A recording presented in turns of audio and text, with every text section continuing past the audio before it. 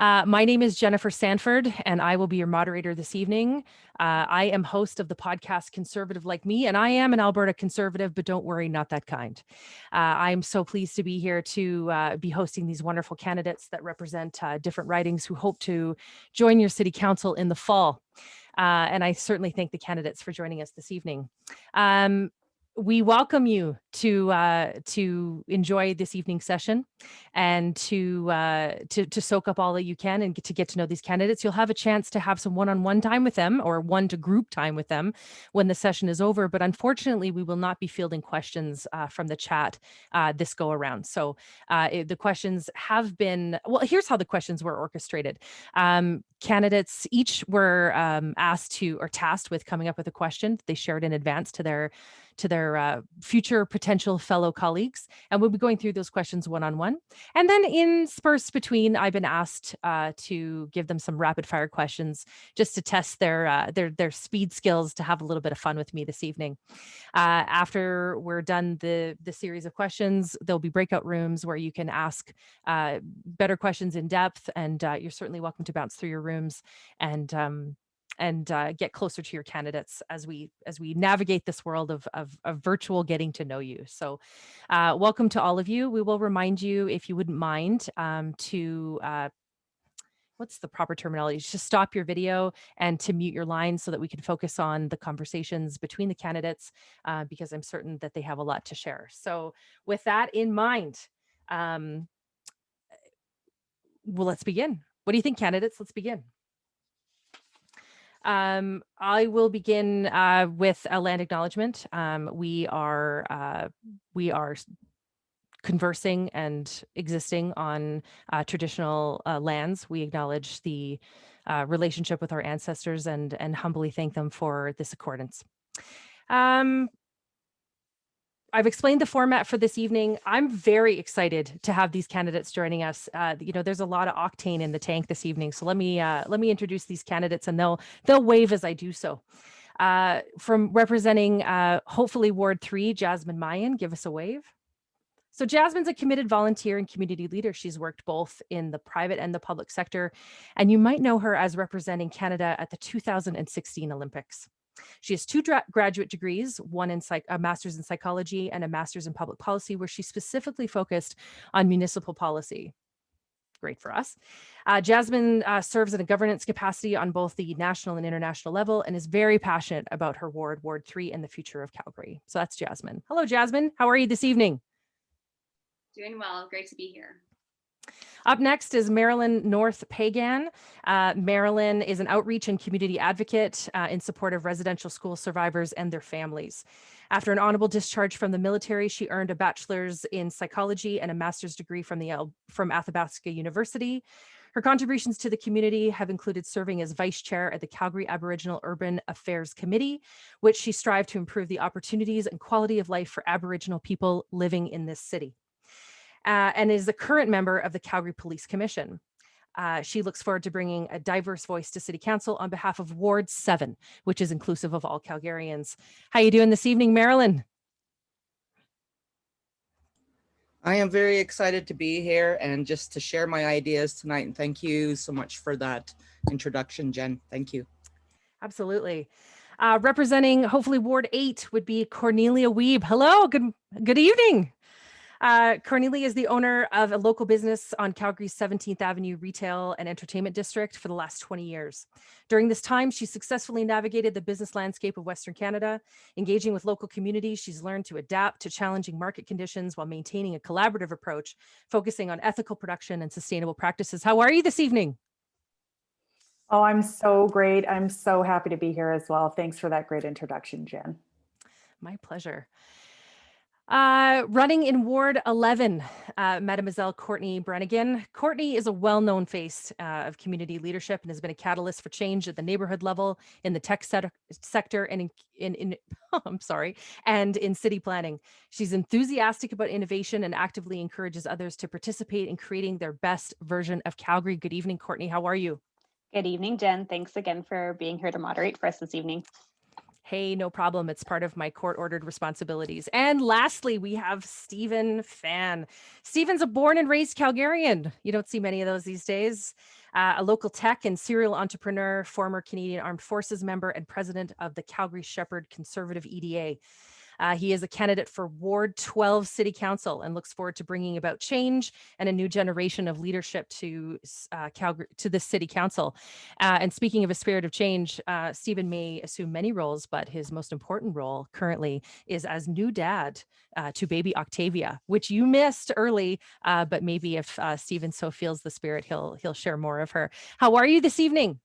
Doing great. Thanks, Jen. Great. All right. What do you think, guys? Should we begin? All right. Let's start with the first question. And the first question is Jasmine's question. And the response order will be as follows. Let me get my sheet here. So Jasmine will ask the question, and the response order will be Cornelia, Stephen, Kourtney, Marilyn, and Jasmine will answer last. Got that? Great. Here's her question. What is an issue that we aren't addressing, that we aren't discussing in a significant way right now, but that you think will become more important in the coming years? Cornelia. All right. Well, thanks for allowing me to be the first to respond to our questions this evening. Jasmine, your question was really fantastic. Something that I think we're discussing right now, that we actually are discussing right now, is climate change, and more specifically, how we as a city can make changes. But if we want to continue and expand on this topic, I think we should be looking at public transit infrastructure and how we can connect to the airport. I think that's something that we need to look at very seriously in the future. I think that transportation to the airport is really important as a transportation choice for folks who work at the airport, who work for airlines. But I also think that we need to look at that critical piece to signal to global investors who view public rapid transit as critical, that we are a city to invest in. Thanks. Thank you, Cornelia. Stephen. Yeah, it's a great question, Jasmine. I think coming out of the pandemic, mental health is probably going to be a big issue. Right now, I'm knocking doors and meeting a lot of folks that have young kids, and my heart goes out to the youth. I think the youth are suffering a great deal. Maybe we are discussing about mental health, but I don't think we are discussing enough about mental health and how the pandemic has affected our youth, most importantly, and then our families and those that are that have been impacted with mental health. So I think that's something that we aren't discussing enough, and that's something that is going to be a bigger problem in the next year or so, and probably will be for a while. Thank you, Stephen. Kourtney. Thanks. Yeah, so I would kind of echoing a little bit of Cornelia, that I think climate change poses a risk to Calgary, but specifically around our water security and our water resources. So for me, this means, that, projected in 15 to 20 years, we will be at our threshold and capacity for our water usage. So that means for me exploring, how the city leads its way in biodiversity. We have a biodiversity strategy, which will be 10 years old in 2024. So we need to get to work renewing that biodiversity strategy and having discussions, especially around what are the implications for watershed, and how we use our water resources, especially as we explore more urban agriculture, and especially as we explore what the downstream impacts are towards communities who are further away from our two catch basins of the Elbow and the Bow. How about you, Marilyn? I think what we need to start in the beginning is the recovery, because the recovery is going to be the immediate need. And from that recovery, we need to understand what the resilience is of Calgary. We need our economy to move forward. And from the work that I've been doing with the city, what I've heard loud and clear is it has nothing to do with the left or the right wing anymore. It has to do with survival. And we need leaders that are going to be in city that can take those risks and make those decisions to make us go into recovery in a way that's going to matter for this city, but also to show that how resilient we are. For example, we have the downtown strategy that's in full course right now. So we have to actually jump on top of those strategies and make sure that they are moving towards the community in a way that fulfills everybody's needs, right? We have the Arts Commons downtown. So I think what we need to do is we need to go in a succession. What I'm seeing from the city is we start from recovery and then we move into what resilience is. And that's going to take leaders to take those risks. Thank you. All right, that brings us all the way back to Jasmine. Jasmine, this is your question. What say you? Well, first of all, thank you everyone for humoring me with your responses. I know we always talk about the here and now, and that's very important, but I think always having an eye to the future and what's going to become an issue is certainly something that matters to me. What I hear often from folks when I chat to them is the frustration that government is so unresponsive to market changes. And at the local level, this is a big concern because you feel market changes right away, but you actually have a very limited ability to change how you regulate.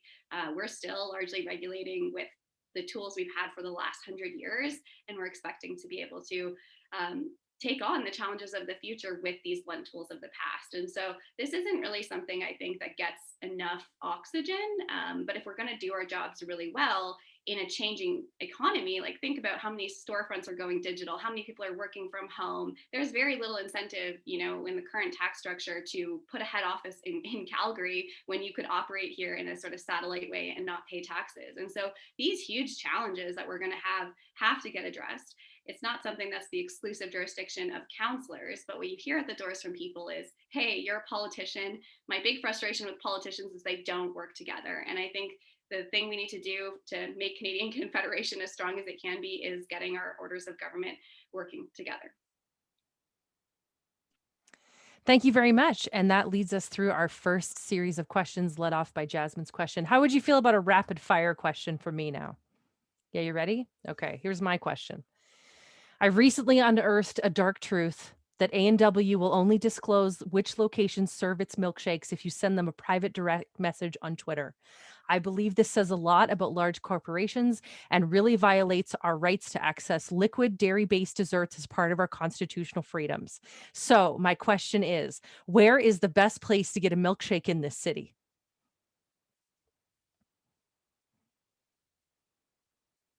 I said these would not be easy. All right, when you're ready, hold it up. Boogies, Peters, DQ. Yeah, Pete's for sure. Yeah. I have Peters, Okay. but I think my camera's backwards. You know what? It's fine. I got it. It's got it. We got it. That's great. All right, and that's about how hard those rapid fire questions get. So why don't we move on to Marilyn's question? Marilyn asked this question. And it's a doozy. So I will remind the candidates to keep your answers as pragmatic and short as you can in the interest of everyone's time. So Marilyn's question is as follows. What does planning for future generations look like to you? And we'll have Kourtney answer it first. Thanks, Jen. I think there's two sides for planning for future generations. I think we have a social side. What is the infrastructure that we are putting in place in our neighborhoods to build strong, resilient communities? So Stephen touched on that with mental health strategies. We need good addiction strategies. We need good community connector strategies so that we can cross generations. So that's from that social side.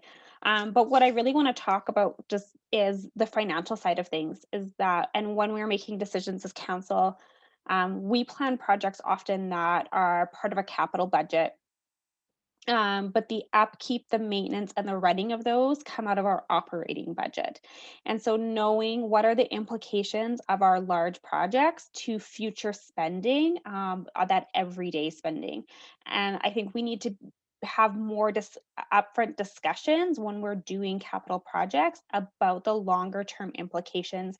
When is, what does a project do for life cycle? How are we going to plan for that? And how do we embed that financial planning from the outset, rather than having to play catch up, 20, 30, 40 years down the road? Thank you very much. Jasmine. So I think it goes without saying that the needs of future generations are going to be different than the current generation. And I think one of the challenges we face is that long-term thinking is often not politically popular. People don't live in the future, they live in the here and now. And so I think the best way to get around that is not just by involving younger people in politics, it's actually by electing younger people and who have a large stake in our future. I think that's an incredibly important thing. And we do a lot of youth engagement that I think is important for inspiring youth about democracy, but could be way stronger. And so I'll give a tangible example. We have the Mayor's Youth Council in Calgary, and this is for children, or like minors, so you have to be under the age of 18. And in Edmonton, they have the Edmonton Youth Advisory Council, and they actually have a budget, and you can be a little bit older and be on it. And I think moving towards those types of models where it's not just about inspiring youth to be involved in democracy, but actually involving younger folks in our society to take part in what is their future. And the last thing I'll say that we could tangibly do around this is looking at boards, committees, and commissions and making sure that there's space for younger people on these commissions. Right now, you by and large make the decision on that on the basis of credentials. And so if you're 25 years old and you don't have 30, 40 years of experience, it's gonna be very difficult for you to get that kind of experience, which is gonna make it hard for you then to turn around and run for council. So these are all tangible changes that we can make. Thank you, Jasmine. Cornelia.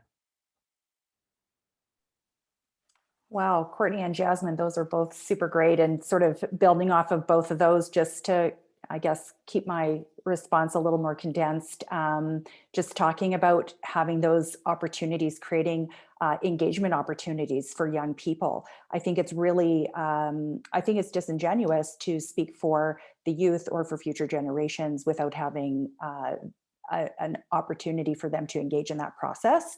So I think for me, that's really was something that, sort of sat about how would I want to prepare for future generations if I haven't had a chance to really understand what their priorities and goals and fears and dreams look like. So I would say just, creating opportunity for those engagements, I think is really critical to understanding what they need.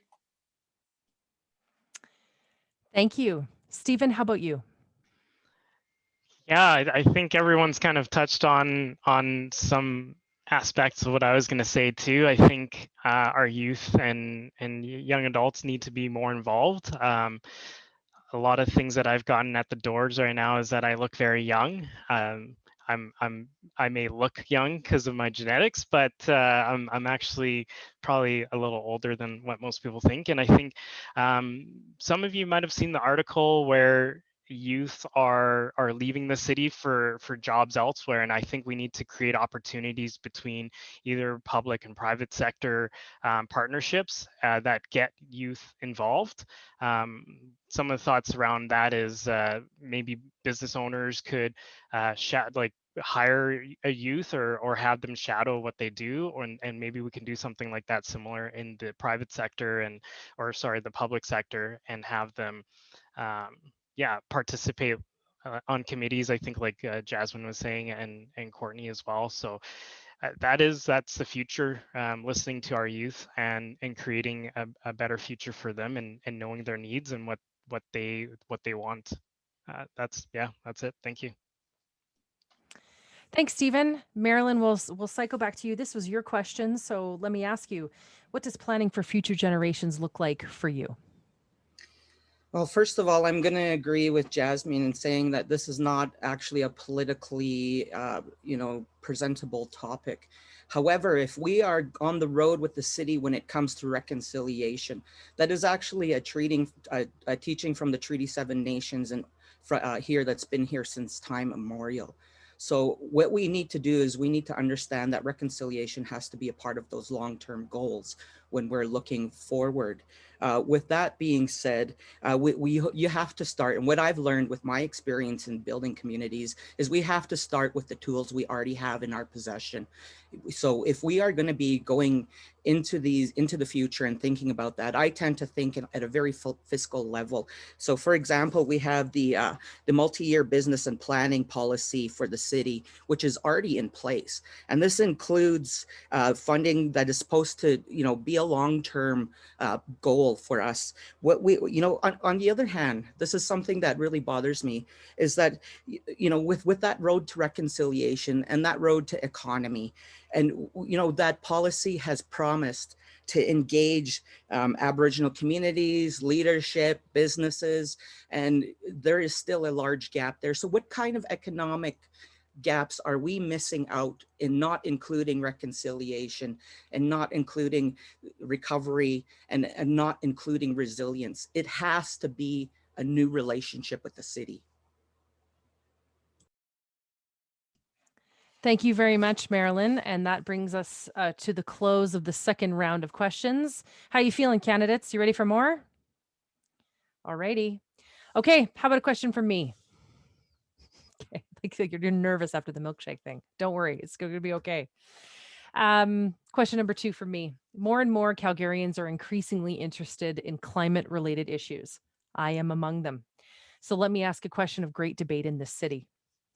At what temperature is it shorts weather? Celsius only. Oh, 21 degrees. Wow. 17. Okay.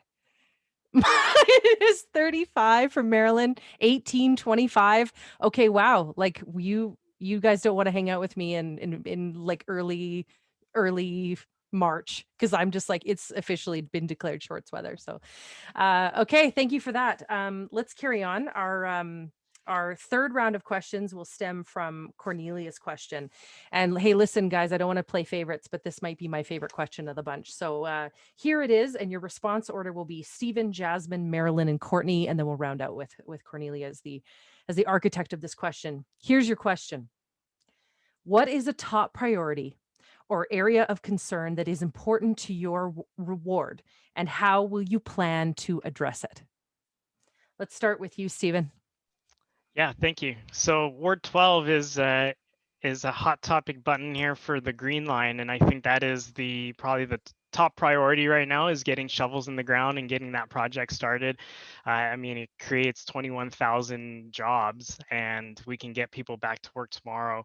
How to address it is the more difficult part right now. I personally feel that either certain parties have gotten involved, that it's now just political more than anything. The province has, I guess they had a meeting today actually at City Council on the Green Line and figuring out what's the next steps. I think they've given some deliverables, and when I say they, the provincial government has given some feedback as to what the risks are and how to mitigate it. How I would plan to address it if elected would be furthering that conversation with the provincial government and seeing at least what can we do in the interim. If the downtown aspects, the line of it is risky, perhaps we can start going with the southeast leg of the line, which hasn't changed in the plans and is less of a risk, and at least we can get that started and get people to work. So that's my thought around that. And yeah, Green Line for the Ward 12. So yeah. Thank you, Stephen. Jasmine. Thank you. If I had to sum up the main issues, it would be that we need a complete and connected community. So a lot of Ward 3, we have orphan pathways and it's not well connected. Communities like Livingston and Carrington completely separated from the rest of the ward, and then being connected to the rest of Calgary. And so of course, Green Line comes up. Green Line is not coming up to Ward 3 until many years from now, at least in this phase. And what keeps me up at night is making sure that we get the BRT right, the bus rapid transit that's going to be going down the Center Street corridor. As someone who took transit every single day before the pandemic, I can tell you that those buses are absolutely packed. And ensuring that that BRT expansion is done well, so that, here's the reality: is it takes over an hour on transit to get downtown from Ward 3, but it takes 20 minutes to drive. And we're going to have a BRT that's going to take up a whole lane of traffic. And I need to know that this is going to be faster for people, that there's going to be an incentive for them to take it. And it's all in the design. And so I've gone to lots of the consultations so far, but that will be my main job as, priority number one when we get elected, is making sure that this work is done and it's done well and that it serves my community. Thank you, Jasmine. Marilyn. Well, I'm lucky enough here in Ward 7 to have the university, which, that's going to be a big factor moving. And that was brought up by Stephen, that I know education is a provincial thing, but there are things in our power that we can do within the municipal level. And one of the things is to actually advocate for increased funding to post-secondary education, because the fact of the matter is education is the future. We have to try to retain our students here. And with that, we need a workforce for the economy of tomorrow, because we have to reinvent what Calgary is in the future. And that starts with our student population.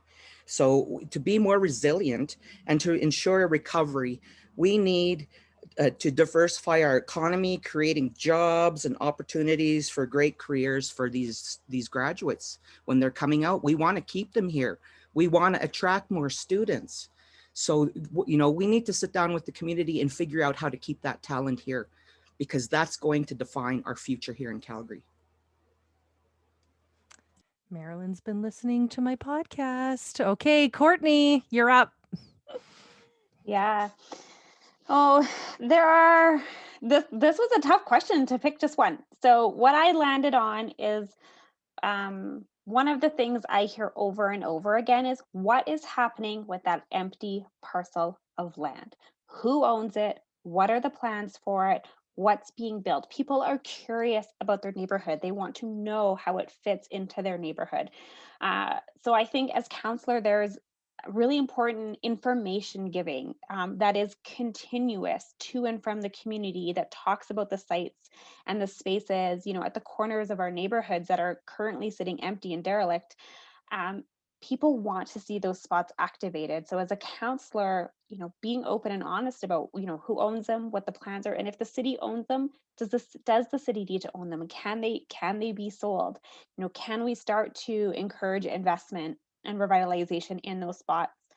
And one of the reasons people often ask about those dead or those undeveloped areas is because it brings down the whole community. And we're often seeing a lot of those spots, proximal to other, Jen's going to hate me for this, vibrant areas of a neighborhood.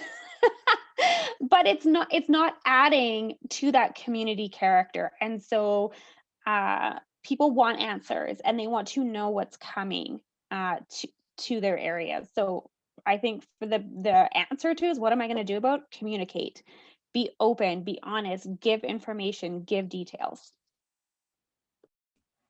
Thank you, Kourtney. And for those of you listening, for the record, it's not that I'm opposed to vibrant communities. I'm opposed to the use of the term vibrant as a buzzword. That's just my own personal thing.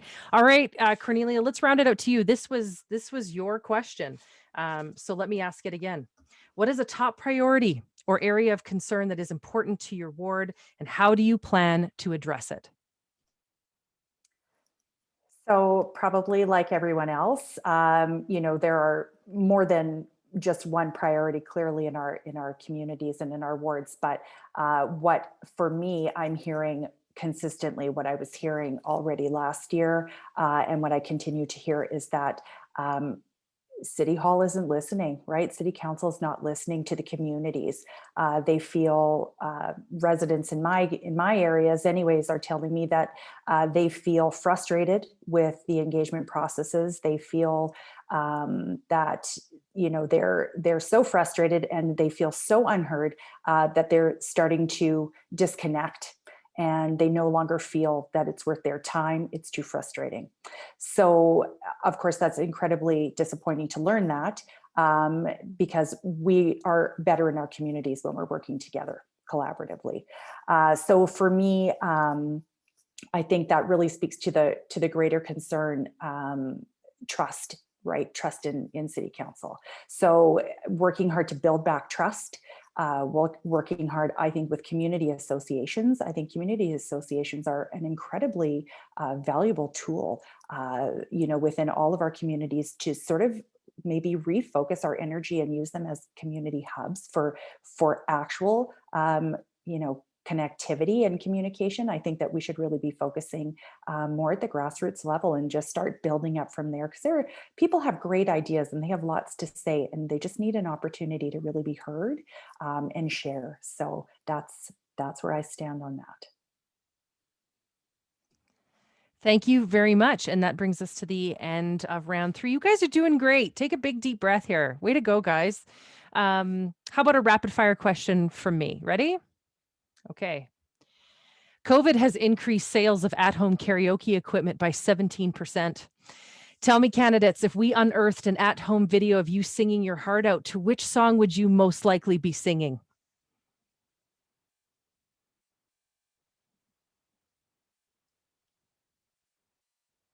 Oh, they're thinking about it.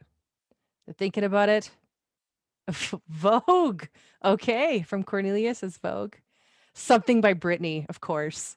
Don't Stop Believin'. Luke Bryant.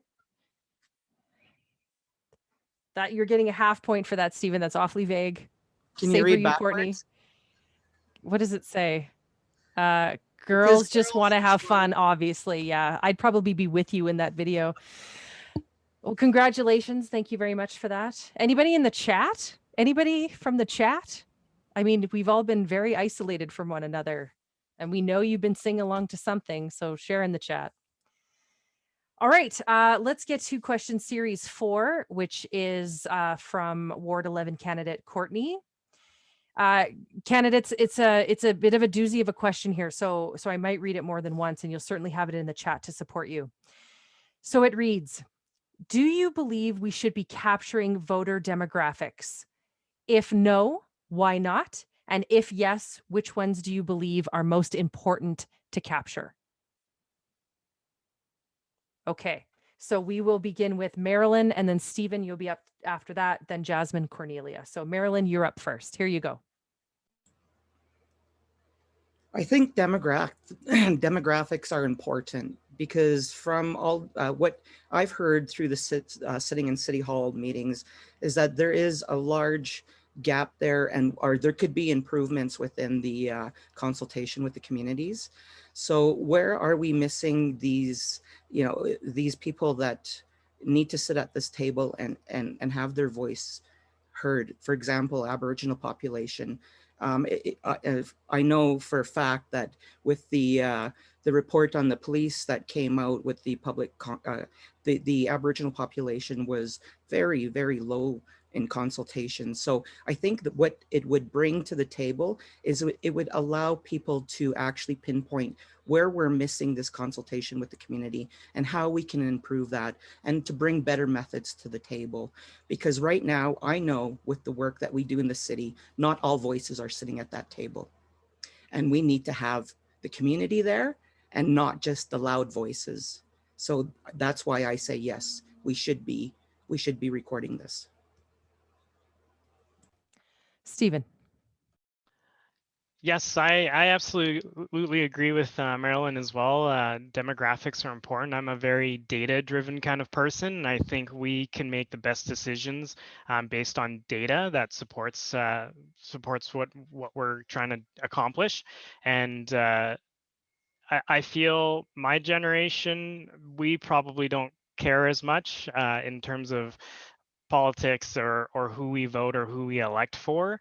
And I feel like maybe we're missing out on a large segment of a younger generation that should have a voice and should be involved. And also, to Marilyn's point, visible minorities as well. Maybe, why should well, right now it seems like maybe it's the 1% that speaks for the 99% of us, those that have the loudest voice, but we want to be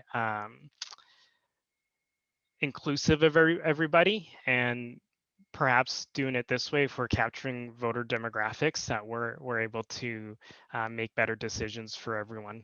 So yeah, things like age, maybe gender, ethnicity are some of those important demographics. Thank you, Steve and Jasmine.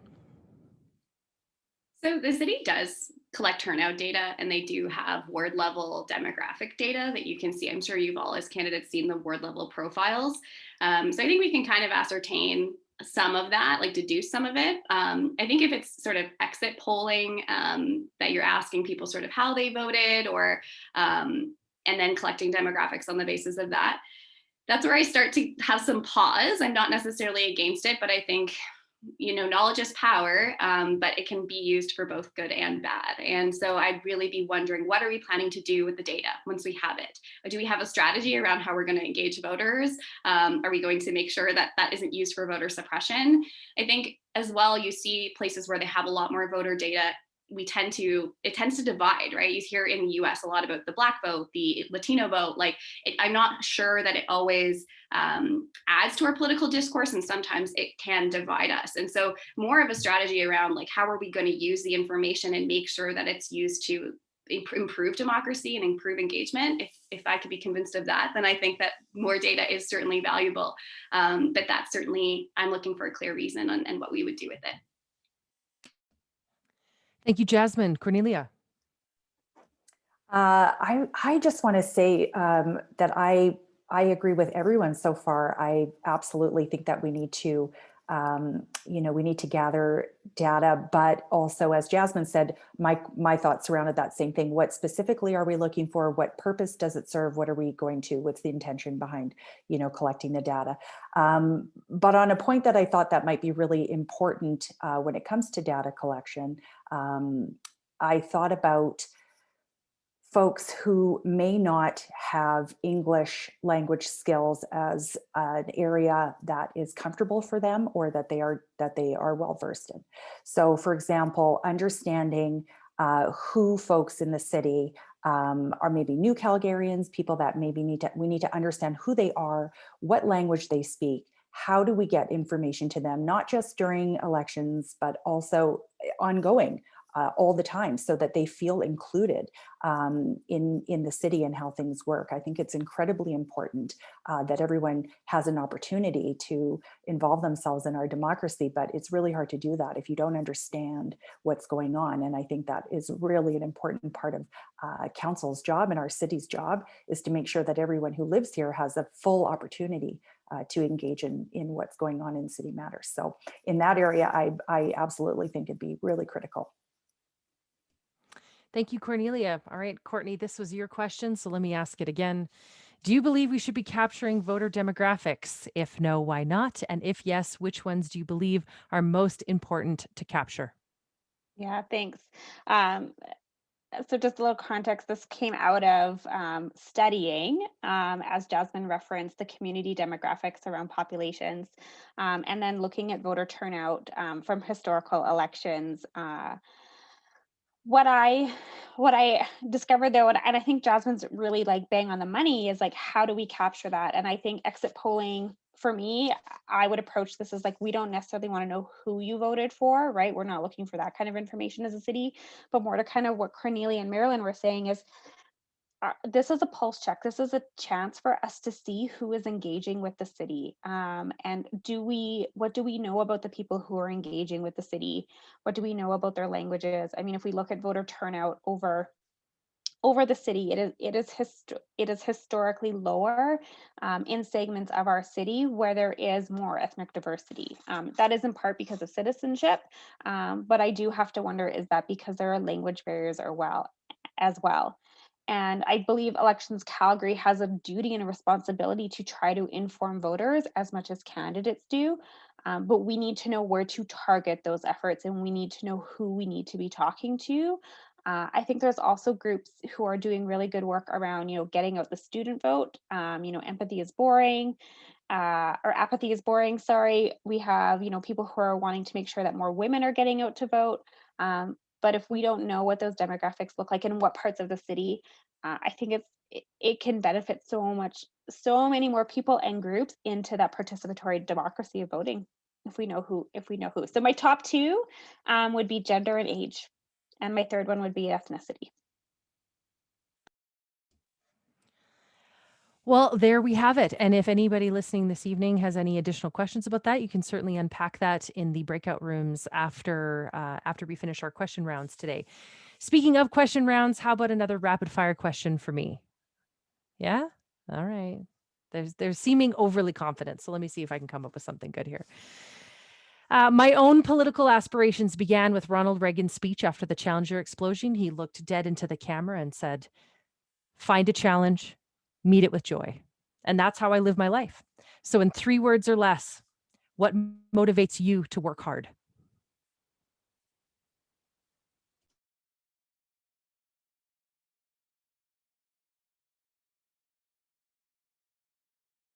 We'll ask when you hold it up to keep it up there so people could really let it soak in.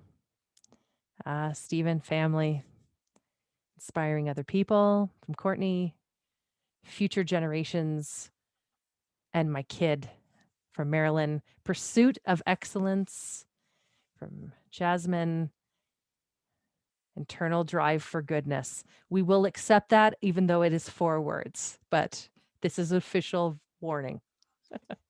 Thank you, candidates. Let's move on to our last round of questions with a question from Stephen. Here's Stephen's question, and you'll see it pop into the chat here. What would you propose we do to be a high-performing council? And the response order will be Jasmine, Kourtney, Cornelia, Marilyn, and then cycle back to Stephen. So the question again, what would you propose we do to be a high-performing council? Jasmine. First of all, I love this question, Stephen. So thank you so much for asking it.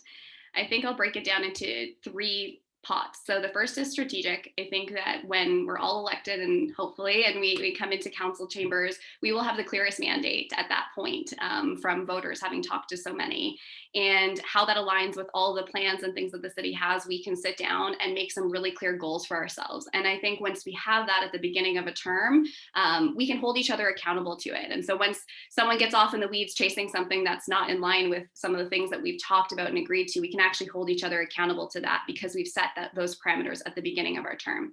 The second thing is procedurally. Council meetings go on for a very long time. And, how many times, Stephen might make a really great point in council and I don't need to stand up and also echo that same point and just say the same thing because it makes our meetings about 12 hours long. And the challenge with 12-hour meetings is you don't need to be a performance expert to know that no one is at their best 12 hours into a meeting. And so I do have concerns about how long council meetings are and our ability to make good decisions for people, 12, 14 hours into a meeting. And I think the way to address this ultimately is by having more transparency around where we are, what our votes are, and why we voted that way. I think it's too difficult right now for people to discern how your counselor voted, but more importantly, why.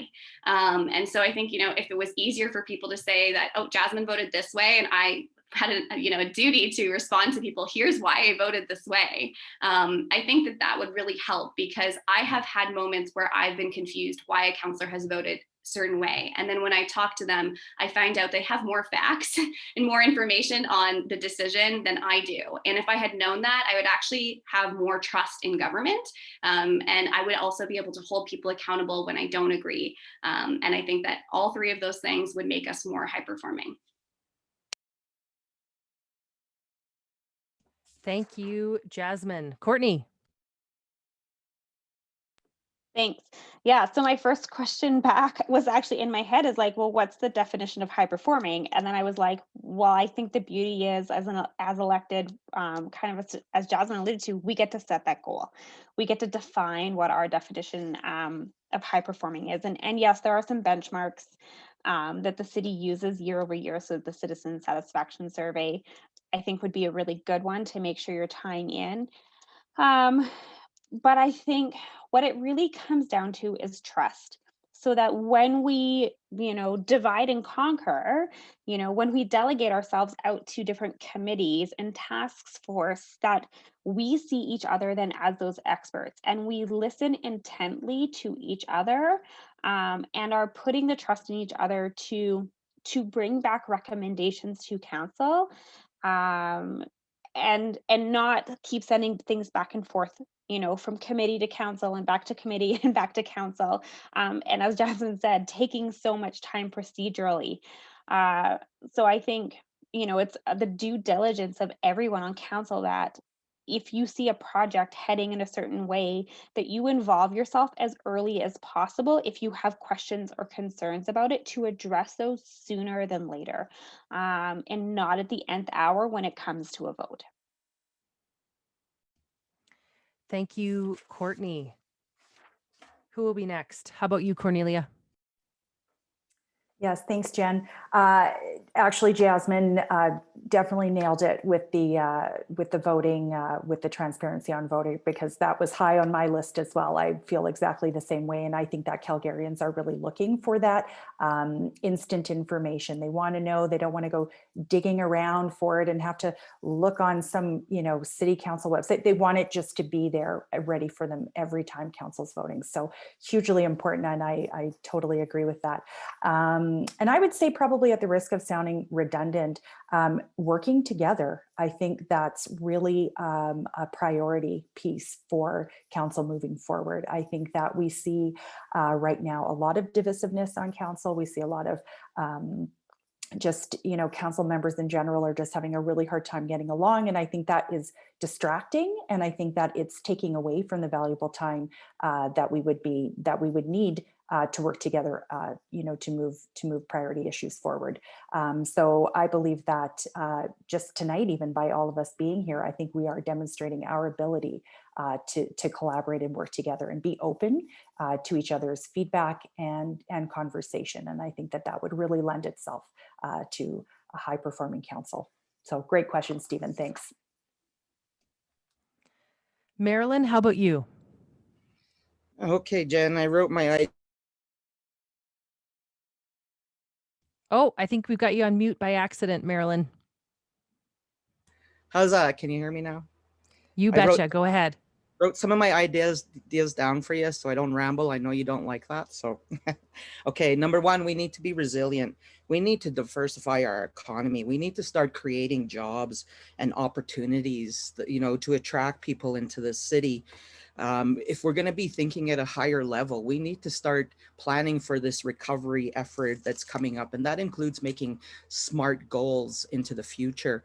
But for me, in order to perform at a very high level, we need to include that reconciliation. And this is a project I've been working on with the city since 2013, because that reconciliation, what we did when we took that project is we came up with the White Goose Flying Report.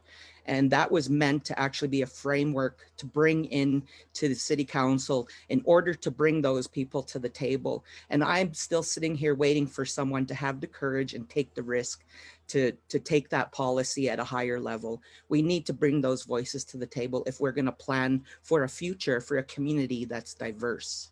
So those SMART goals, they need to be recognized. And like I said, we need to start building this community with the tools we already have. We have those tools already. We shouldn't be reinventing the wheel. So that's all I have to say. Well, thank you very much. And very well organized. Thank you so very much. Stephen, this was your question. So let me ask you, what would you propose we do to be a high performing council? Great question. I appreciate you ladies. You guys are awesome and rocked this question. That you took that spirit and went with it. And I agree with everything that everyone has said. I think in order for us to be a high performing council and give Calgarians what they want, we need to be transparent with them. So less in-camera meetings, and then also being accountable, having a more communication with our stakeholders and residents and Calgarians in general. Why did we vote this way? Why are these projects important to City Council? Why are we discussing them? I think just, yeah, collaborating more as well. It's so easy nowadays to be divided. And I mean, you look south of the border, there's so much divisiveness, and we all know that if we're divided, we're not going to get things done. So I think we need to find that common ground amongst our elected officials and work together and collaborate, and let's start getting things done for Calgarians and giving them what they ask. So yeah, this excites me. I look forward and would be honored to be elected and working alongside any one of you. Stephen's last comment there brings up a very important thought, which is that this is not a foregone conclusion that these candidates will be elected. They're still going to need your support and your buy-in. And if they're in your ward, they're going to need your vote. Here's another rapid fire question. Are you ready, candidates? Okay. They say that imitation is the sincerest form of flattery. When you are elected and go on to have an illustrious political career, what actor or actress will play you in the TV movie adaptation of your life?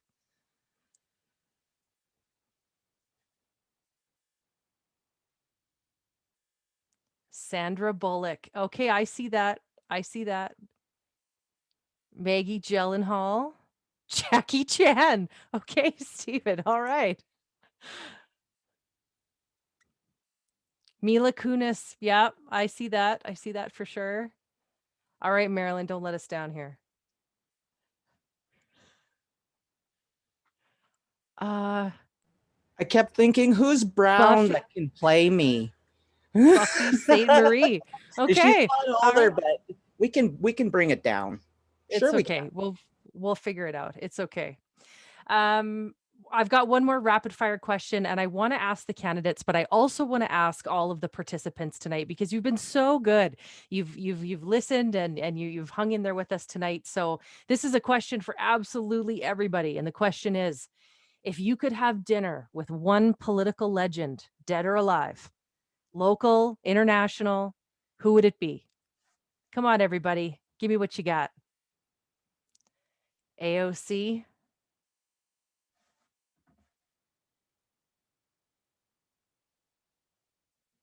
Oh, Margaret Thatcher.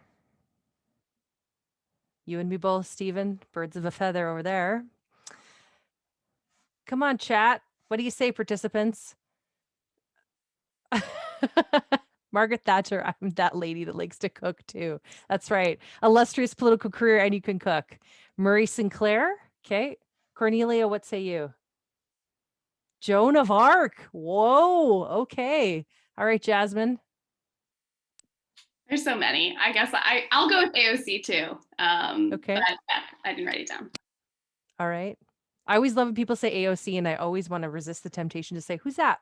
Just to see people go, what do you mean? All right. Somebody gonna find Nenshi when he's not in office. Okay. All right. Well, that sort of draws this evening to a conclusion. I do have some housekeeping items before I break you into your breakout groups. The first thing is that